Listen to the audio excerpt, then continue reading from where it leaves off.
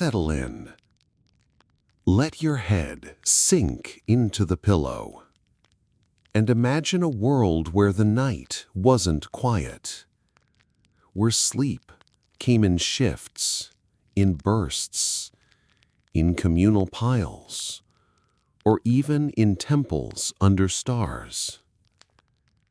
Tonight, we wander back through time to explore something very simple, yet very strange. How people used to sleep. Because the truth is, the way we sleep today, in one long stretch, alone in a bed, behind locked doors, is actually pretty modern. In the ancient world, sleep was ritual, practical, sometimes even sacred, and more often than not, very weird. Let's begin where writing began. Ancient Mesopotamia, sacred dreams, and open roofs. The Sumerians and Babylonians didn't have fluffy beds. They had reed mats, laid out in courtyards, or on the rooftop, under the stars. In the hot Mesopotamian climate, sleeping outdoors was normal, especially on summer nights. Families might gather together, chatting softly until they drifted off. But sleep wasn't just rest. It was divine communication. Dreams were believed to be messages from the gods, warnings, omens, even instructions. So priests, kings, and commoners alike paid close attention. They kept dream interpreters in the temple. They performed ritual washings before bed. And if your dream was especially powerful, you might take it straight to a high priest for decoding. There are even records of people making offerings before bed to invite better dreams. Small statues, bread, or incense. In some temples, people practiced incubation, sleeping overnight in a holy site, hoping a god would appear in a dream and offer healing. Imagine that. Curling up on the cool temple stone, wrapped in a thin cloth, whispering a prayer to Ishtar or Enki, and waiting for sleep. Ancient Egypt, sleep as preparation for the afterlife. The Egyptians viewed sleep as a rehearsal, a taste of death. And that wasn't scary. It was natural. The line between waking and dreaming was thin, and many believed that during sleep, the soul traveled. If you dreamed of a god or a dead relative, that was a sign, a moment where your two worlds had brushed. Some pharaohs even had dream books buried with them, carved on scrolls or walls, so their souls could keep interpreting the symbols long after death. As for the actual sleeping setup, beds were often raised wooden frames with woven straps. Wealthier Egyptians used curved headrests, hard, crescent-shaped stone or wood supports that lifted the head. They didn't use soft pillows like we do. And yet, that hard headrest had a purpose: to protect the sleeper's spirit by keeping the head elevated. They often slept with amulets too, small charms placed under the bed or worn around the neck. Jackals, scarabs, ankhs, all there to keep the soul safe while it wandered. Can you imagine falling asleep while the Nile breeze rustled through linen curtains, knowing your soul might just drift beyond the stars? The first sleep and the second sleep. Before we move on to Greece, let's pause for a moment, because this next idea might surprise you. Many ancient and even medieval people didn't sleep in one long stretch. Instead, they practiced what we now call segmented sleep. Here's how it worked. You'd fall asleep after sunset, maybe 8 or 9 p.m. Then, around midnight or 1 a.m., you'd wake up naturally. No alarm, just wake up. People might pray, or talk, or eat a little. Some even made love. This was called the watch, a quiet hour or two of alert stillness in the dark. Then, they'd go back to bed and sleep again until dawn. 2 sleeps. First sleep. Second sleep. It sounds strange, but this pattern has been found in records from ancient Rome, Greece, and early Europe. It may have been the natural rhythm before electric light disrupted it. Now that we've stretched out beneath the Mesopotamian sky and drifted beside the Nile, let's journey westward to the olive groves and marble villas of the ancient Mediterranean. Because the Greeks and Romans didn't just sleep, they designed sleep. They thought deeply about where, when, and why rest mattered. And like everything in their world, it was tied to health, philosophy, and the gods. Twisting leaf, ancient Greece, temples of healing sleep. Let's start with the Greeks. In ancient Greece, sleep was not just rest, it was medicine. They had entire temples dedicated to healing through sleep, called Asclepions, named after the god Asclepius. If you were sick, or troubled, or seeking answers, you would make a pilgrimage to an Asclepion. There, you'd undergo ritual cleansing, drink herbs, offer prayers, and then you'd lie down on a special bed in a sacred chamber called the abaton. It was dark, quiet, cool. You'd wait for dreams to come. And in those dreams, Asclepius himself might appear, or his sacred snake. He'd touch you, or whisper a cure, or guide you through a vision. These dreams were called incubation dreams. In the morning, you'd describe what you saw to a temple priest, who would interpret it and tell you what healing it meant. This was called iatromancy, dream healing. Imagine sleeping in a cool marble sanctuary, with incense drifting through the air, and believing your cure might come not from a potion, but from a dream. Apunquary, Greek domestic sleep, simplicity, and sharing. At home, sleep was simple. Most Greek homes had small sleeping areas, often shared by family members. They used stuffed sacks, or mats, filled with straw or wool. And again, pillows were rare and considered a luxury. Sleep schedules followed the sun.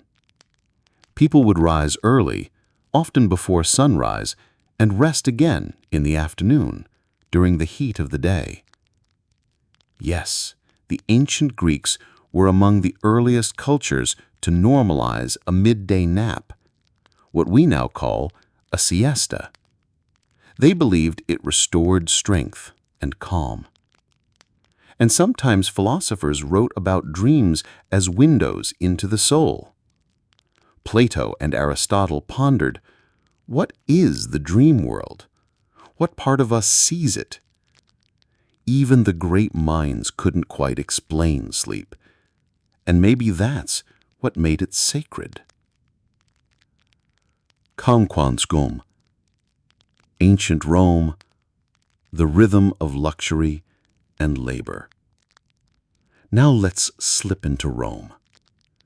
Imagine marble columns, terracotta tiles, and a home called a domus, owned by a wealthy Roman citizen. The Romans valued order, even in rest.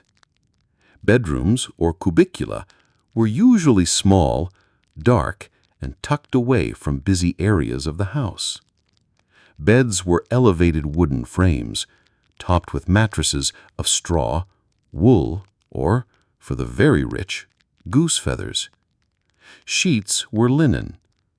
Curtains or drapes were used for privacy, and walls might be painted with calming frescoes, vines, birds, or stars. But Romans weren't shy about daytime napping either. A proper Roman might rise early, work or govern in the morning, and after lunch enjoy a short nap, the meridiatio. This wasn't laziness. It was believed to improve mental clarity and digestion. Even emperors napped, and if you didn't, you risked being seen as unbalanced. But it wasn't all silk sheets and sweet dreams, because while the rich slept in decorated rooms, most Romans, especially slaves, servants, and laborers, slept wherever they could, in kitchens, under stairs, on packed earth floors. Soldiers slept in tightly packed tents or open fields, often with half their armor on. And inns? Well, ancient Roman inns weren't like cozy taverns. They were loud, filled with snoring strangers and the occasional rodent. Some accounts mention sleeping chained to others, especially in crowded quarters, for laborers or convicts. It reminds us that sleep, like everything else in the ancient world, was shaped by class, privilege, and survival. So far, we've slept in temples, on rooftops, and inside marble-walled villas. But we're not done yet, because in Part 3, we head east to explore how sleep worked in ancient China, India, and Japan. Now we cross deserts and mountains, following the Silk Road into the lands of dynasties, mantras, and tea-soaked dreams. The way people slept in ancient Asia, particularly in China, India, and Japan, was just as rich and layered as anywhere else. Sleep was often minimalistic, yet deeply symbolic.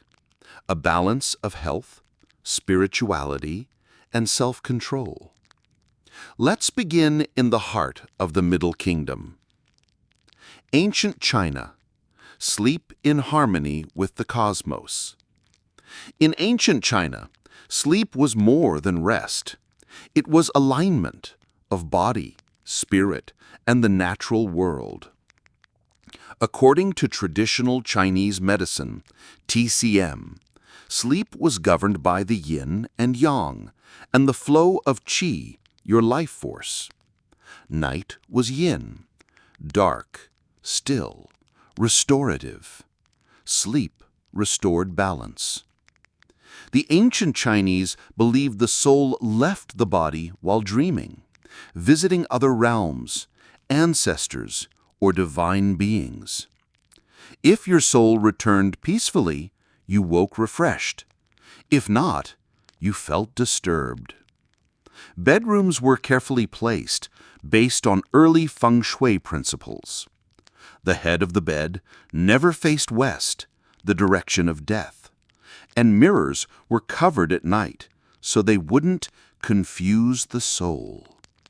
Beds themselves were often wooden platforms with woven mats. In wealthier homes, they used canopied alcoves, enclosed with panels, offering privacy and insulation. But even in wealth, simplicity was key. Too much softness was thought to weaken the body. And, just like in other cultures, dream interpretation was serious business. The Zhou dynasty kept court dream interpreters, and whole dream manuals were written, explaining the meaning of things like white tigers or falling stars in sleep. Imagine lying on a lacquered wooden frame, your breath slowing, the moonlight filtered through silk screens, and drifting into a dream your ancestors might have shared. Om. Ancient India. Mantras, mind, and yogic sleep. Now we move to India, a civilization that's been pondering sleep for thousands of years. In the Vedas, some of the oldest sacred texts in the world, sleep is described as both a natural cycle and a state of consciousness. Hinduism divides human experience into 4 states: waking, dreaming, deep sleep, and turiya, the highest state, pure consciousness. Yes, even sleep had a ladder toward enlightenment. Ancient Indian thinkers, like those behind the Upanishads, believed that deep, dreamless sleep was the closest a person came to merging with the divine. So rest wasn't lost time, it was sacred. Practical sleeping in ancient India. Beds were often wooden platforms with coir, coconut fiber, ropes, or mats woven tight. Sometimes just cotton-stuffed pads on the ground. For monks and ascetics, sleeping on the bare earth was a form of spiritual discipline, a way to reject luxury and build inner strength. Even now, in parts of India, it's common to nap outdoors beneath shade trees or on rooftops, a tradition thousands of years old. There were also rituals: burning incense before sleep, chanting mantras, practicing pranayama, breathing exercises to calm the body. And dreams? Dreams were signs of karma, of health, of spiritual progress. They might hint at future births or echoes from past ones. Japan. Tatami floors and Zen stillness. Finally, we journey to Japan, where sleep was both efficient and aesthetic. Most people slept on tatami mats, woven straw, with thin futons that were folded and stored during the day. The simplicity wasn't out of poverty, it was part of the Zen aesthetic. Clean, humble, and in harmony with nature. Walls were rice paper. Light came from the moon or a single lamp. And silence was part of sleep. Even samurai followed rigid sleeping habits. They slept lightly, ready to rise instantly if needed. Some practiced seiza, kneeling or sitting upright in meditation before lying down. There was discipline in rest. Even peace was practiced with purpose. So whether in temples, rice paper homes, or open courtyards, one thing is clear. Ancient people saw sleep as more than rest. It was connection to the body, to the earth, to the soul. And when we return in part 4, we'll visit some of the strangest and least comfortable sleep traditions of the ancient world, from cave sleeping and ritual coffins to sleep interrupted by war, weather, or wandering spirits. Sleep, for many in the ancient world, was not peaceful. It was something you snatched, guarded, adapted. Not everyone had temples or cushioned mats. Some slept in caves, some in tents, some in mud huts open to every whisper of wind or warning howl. This chapter is about the rough edges of ancient rest, how people slept when conditions were harsh, and rest itself became a kind of strategy. Mountains, sleep in the caves, prehistoric and Paleolithic rest. Let's go way back.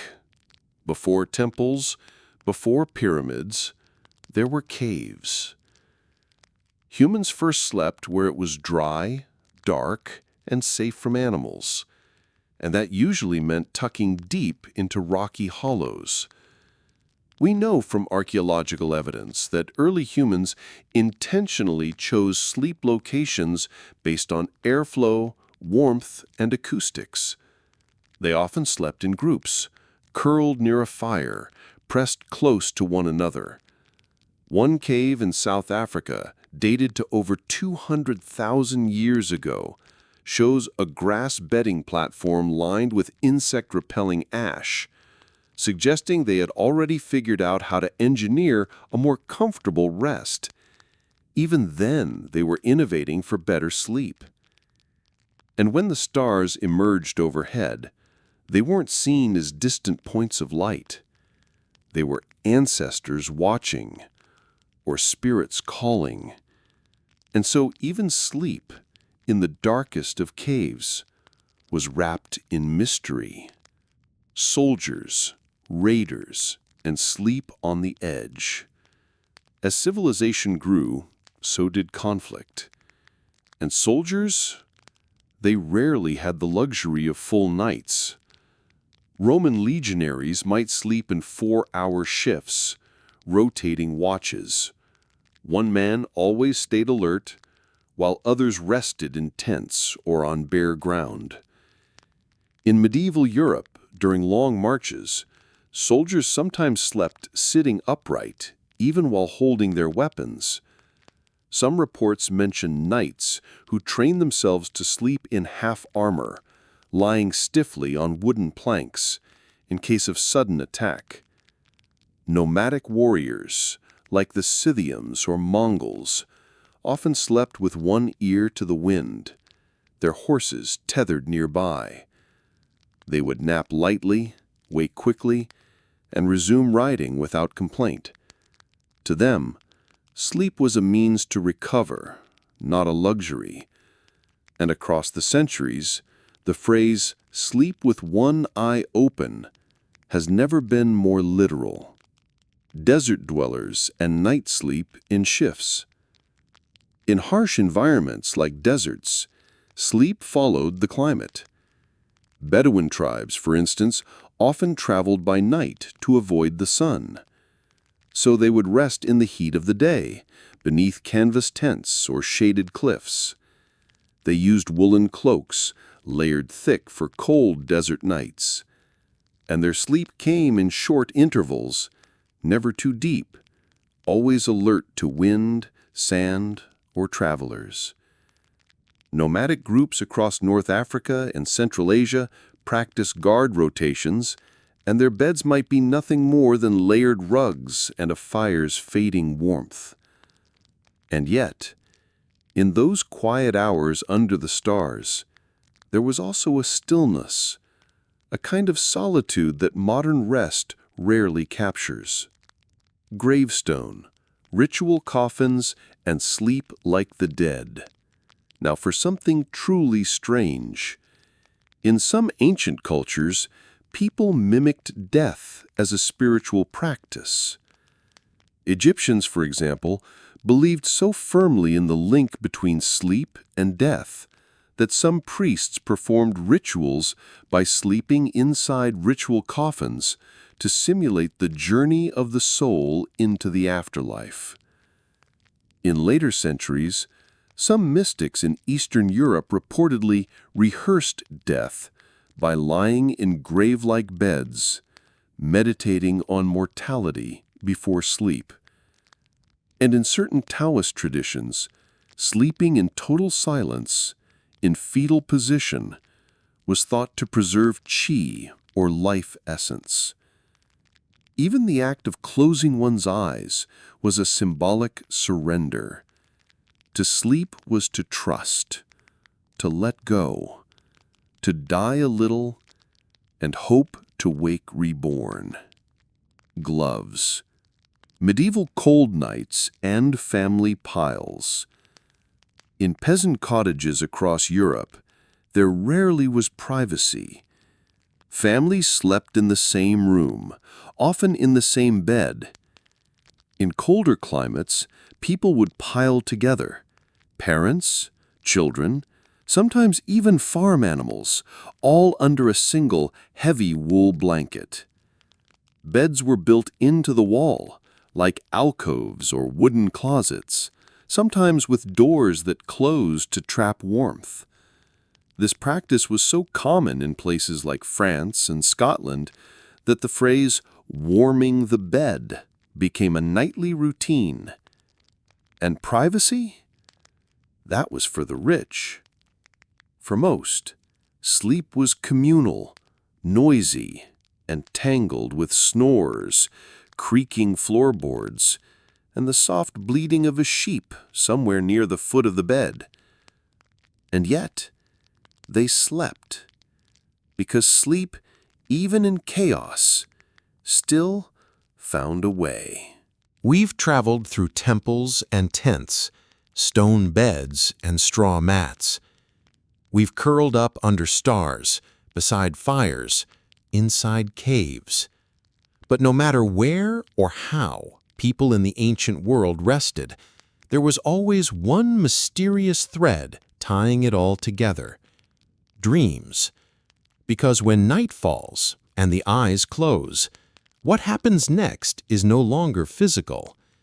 It's personal, spiritual, even terrifying. This final part of our journey is about the invisible world of sleep, where dreams were messages and nightmares were warnings. Dreams as messages from the divine. For most ancient civilizations, dreams were not random. They were communications. In Sumeria and Babylonia, people believed gods spoke through dreams. The Epic of Gilgamesh, one of the oldest stories in the world, is filled with symbolic dreams, each one guiding or warning the hero. Egyptians carved dream hieroglyphs on tomb walls.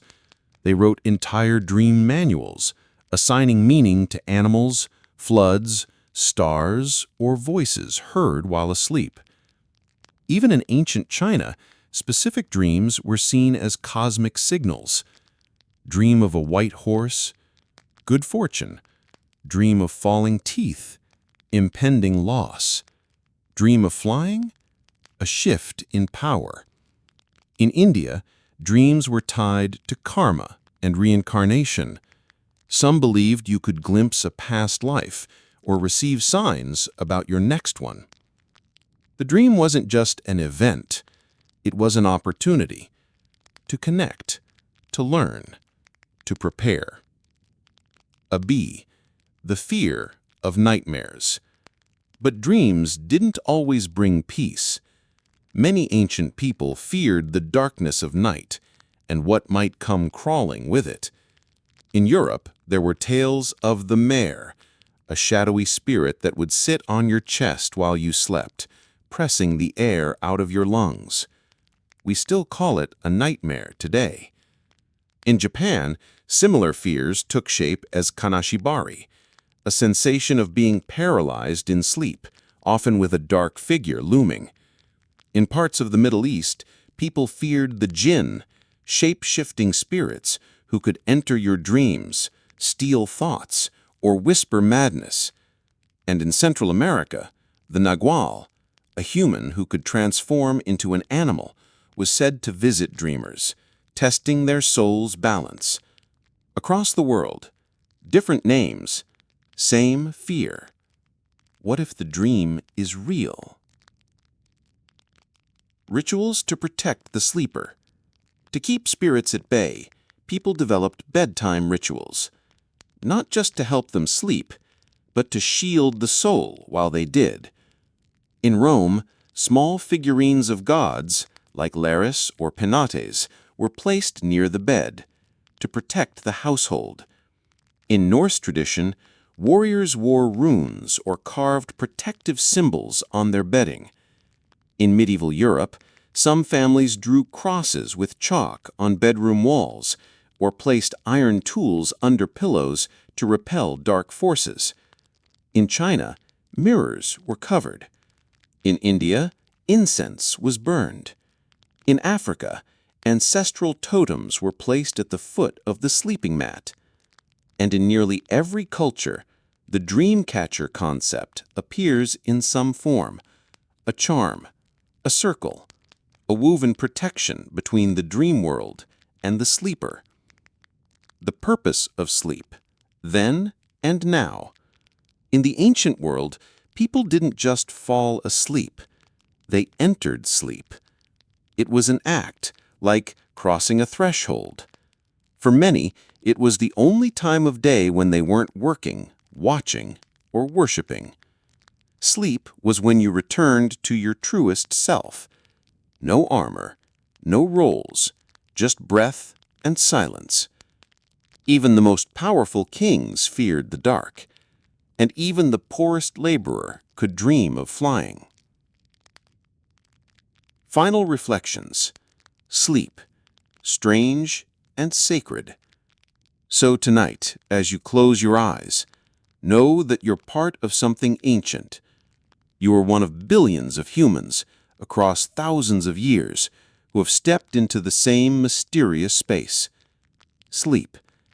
Sometimes under a roof, sometimes beneath stars, sometimes wrapped in silk or pressed against stone, but always searching for rest and hoping in the quiet to awake renewed. Sleep well, dream deeper, and remember, the way we rest is also how we remember who we are.